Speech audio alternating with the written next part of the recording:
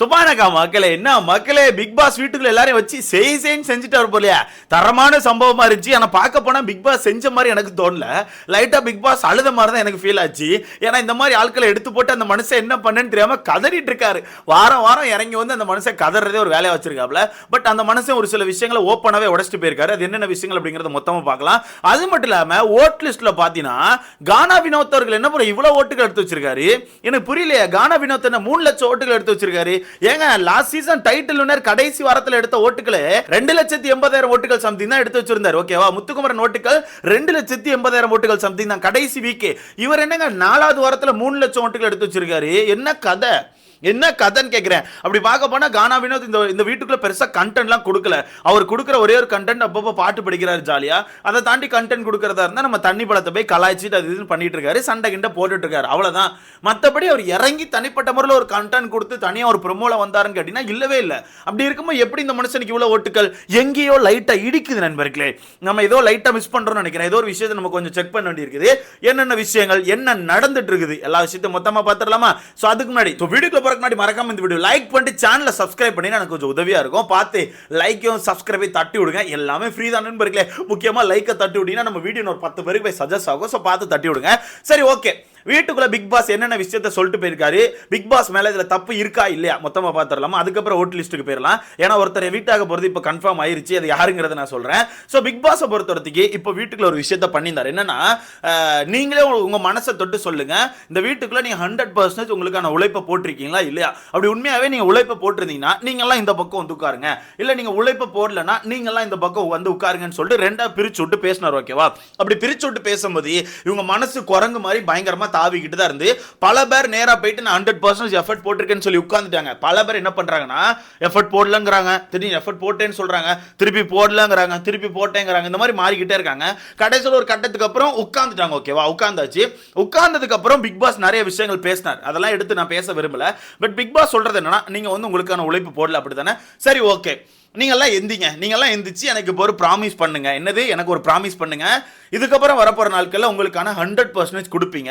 எதுலையுமே பேக் அடிக்காம இதை நான் பண்ண மாட்டேன், செய்ய மாட்டேன், இது என்னால முடியாது, எனக்கு வராது, இந்த மாதிரி விஷயங்களை சொல்ல மாட்டேன், கண்டிப்பா என்னோட உழைப்பை போடுவேன்னு சொல்லி சத்தியம் பண்ணுங்கன்னு சொல்லிட்டு கேட்குறாங்க.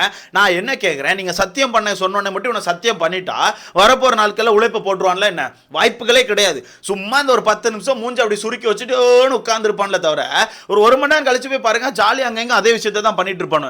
இவனை உழைப்புகளை போட போறது கிடையாது. பட் இங்க நிறைய விஷயங்கள் பிக் பாஸ் பேசினார். என்னன்னா, வீட்டுக்குள்ள வந்து ஆவுன்னா நீங்க வந்து எல்லா விஷயத்தையும் மழுப்புறீங்க, எனக்கு தெரியாது, வராது, ஏதோ ஒரு டாஸ்க் வச்சா கூட இது எனக்கு நானே சொல்லிக்கலாமா, இந்த மாதிரி எல்லாருமே சேஃப் அப்ளை பண்றீங்க.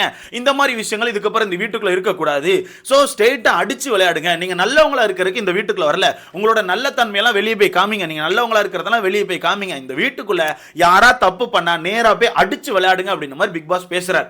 அதுல கடைசியில் ஒரு டயலாக் சொல்றாரு, நம்ம பிரஜன் சொன்ன மாதிரி தான். இது வந்து என்னோட என்ட்ரி மட்டும் இல்ல, லாஸ்ட் வார்னிங் சொன்னாப்ல. அதே மாதிரி பிக் பாஸ் என்ன சொல்றாருன்னா, நான் வந்து உங்கள்கிட்ட ரெக்வெஸ்ட் வைக்கல, ஆர்டர் போடுறேன், எனக்கு இந்த விஷயம் உங்ககிட்ட இருந்து வேணும்னு சொல்லிட்டு கேட்கிறேன் அப்படிங்கிறாப்ல.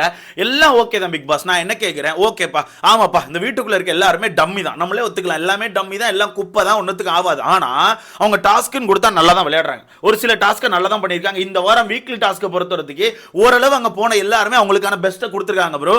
அந்த சுண்டி விடுறதுல இருந்து, நட்டு அடுக்கிறதுல இருந்து, பாட்டல் அடுக்கிறதுல இருந்து, தண்ணியை தூக்கி போடுறதுல இருந்து, அந்த கேப் எடுக்கிறதுல இருந்து எல்லாருமே அவங்களுக்கான பெஸ்ட்டை கொடுக்கத்தான் செய்யறாங்க. ஆனா இது பிக் பாஸ் டீம் மேல தான் தப்புன்னு சொல்லுவேன்.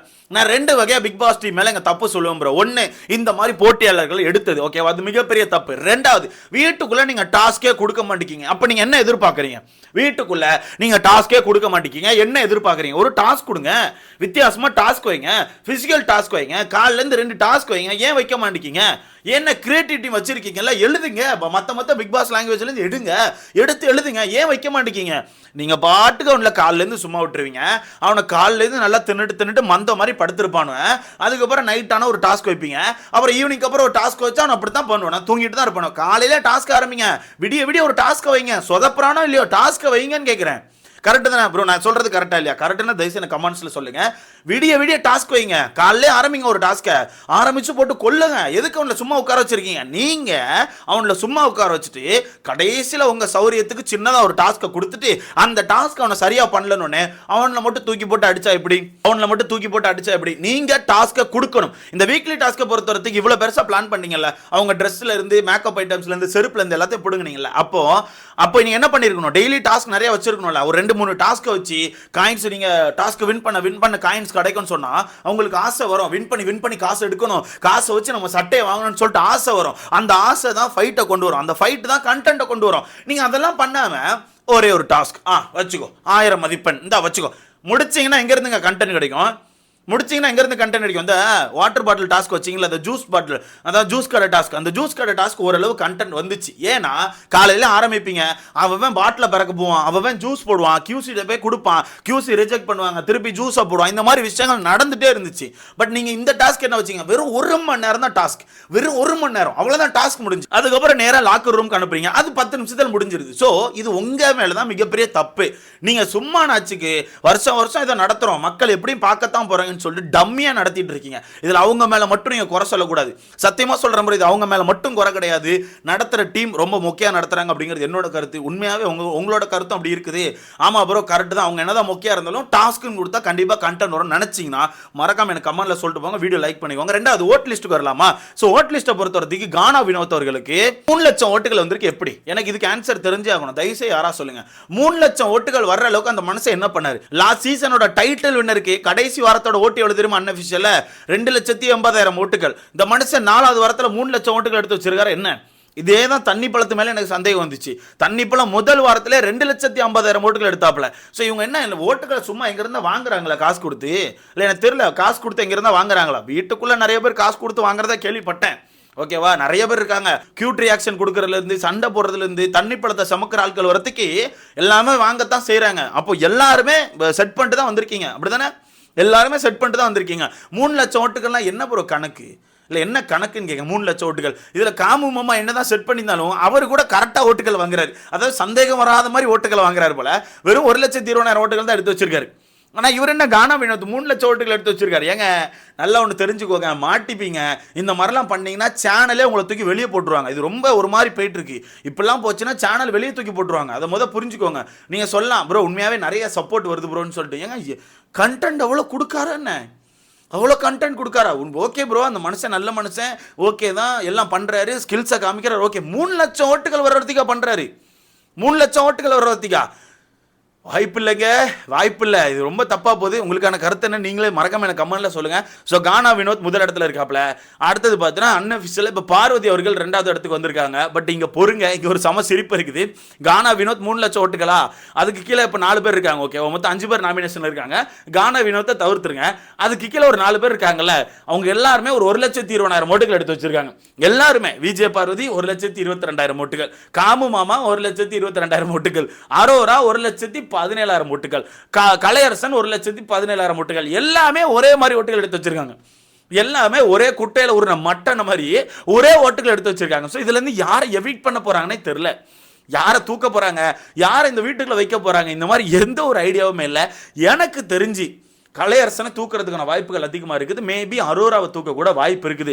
ஏன்னா அரோராவுக்கு கண்டென்ட் காலி ப்ரோ. அவங்க டாஸ்க்கும் இறங்க மாட்டேங்காங்க, பேச மாட்டேங்காங்க. அவங்க கையில் இருந்தது காதல் கண்டென்ட் மட்டும்தான். அது முடிஞ்சு போச்சு, எக்ஸ்பைரி ஆயிடுச்சு. ஸோ அதனால் புதுசாக அவங்கள ரினியூவல் பண்ண முடியல. ஸோ அவங்க ட்ரை பண்ணுறாங்க. அவங்க 2 வண்டி எடுத்து ஆக்சுவலாக ரினியூவல் பண்ண ட்ரை பண்ணுறாங்க. பட் ரினியூவல் பண்ண முடியல. ஓகேவா, அதுதான் கதை. ஏன்னா 2 வண்டியுமே வேறு ட்ராக் பார்க்க ஆரம்பிச்சுட்டு நினைக்கிறேன். ஸோ அரோரா கிட்ட கண்டென்ட் காலி. ஸோ மேபி அரோரா அவர்களை தூக்க வாய்ப்பு இருக்குது. பட் காமுவோ பார்வதியை தூக்க வாய்ப்பு இருக்கான்னு கேட்டீங்கன்னா வாய்ப்புகளே கிடையாது. எனக்கு காமு மாமா அபிஷியலா டாப்ல இருக்காப்லையா? நான் சொல்றேன், காமு மாமா அபிஷியலா டாப்பான்னு கேட்டீங்கன்னா எஸ், அபிஷியலா காமு மாமா தான் ஓட்டுகள் அதிகமாக எடுத்து வச்சிருக்காப்ல. 2வது நம்ம கானா வினோத் இருக்காங்க, 3வது விஜய் பார்வதி இருக்காங்களா. ஸோ அதனால இந்த 3 பேர் வெளியே போறதுக்கான வாய்ப்புகள் ரொம்ப கம்மி. ஆனா ஆனா உண்மையாவே விஜய் பார்வை பொறுத்தவரைக்கும் இந்த கானா வினோத்துக்கு காமுக்கு வர அளவுக்கு ஓட்டுகள் வரல. அவங்களுக்கு உண்மையாவே அரோராக்கும் கலையரசனுக்கும் வர மாதிரி தான் ஓட்டுகள் வருது. என்னதான் அந்த வீட்டுக்கு அவங்க கண்டென்ட் கொடுத்தாலும் மக்கள் பெருசா எமோஷனலி கனெக்ட் ஆகல. ஸோ இந்த வீட்டுக்குள்ள வின் பண்றதுக்கு உங்களோட கண்டென்ட் மட்டும் பத்தாது, மக்களை நீங்க ஈர்க்கணும்.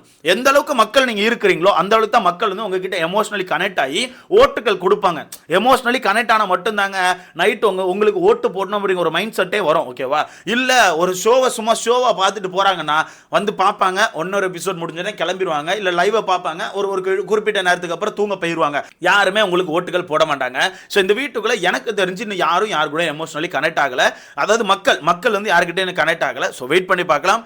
அதனால தான் சொல்றேன், ஒயில்ட் கார்டுக்கு நல்ல ஒரு ஸ்கோப் இருக்கு. உள்ள போயிட்டு மக்களுக்கு பிடிச்ச மாதிரி ஒரு கண்டென்ட்டை கொடுத்தாங்கன்னா அவங்க தான் டைட்டில் வின்னர், மாற்றவே முடியாது. நீங்கள் சொல்லுங்கள், இந்த வாரம் யார் 2 பேர் வெளியே போதா, நாளைக்கு யார் 2 பேர் வெளியே போங்கன்னு சொல்லிட்டு உங்களுக்கான கருத்தை மறக்காம கமெண்ட்ல போடுங்க. அடுத்த பார்க்கலாம்.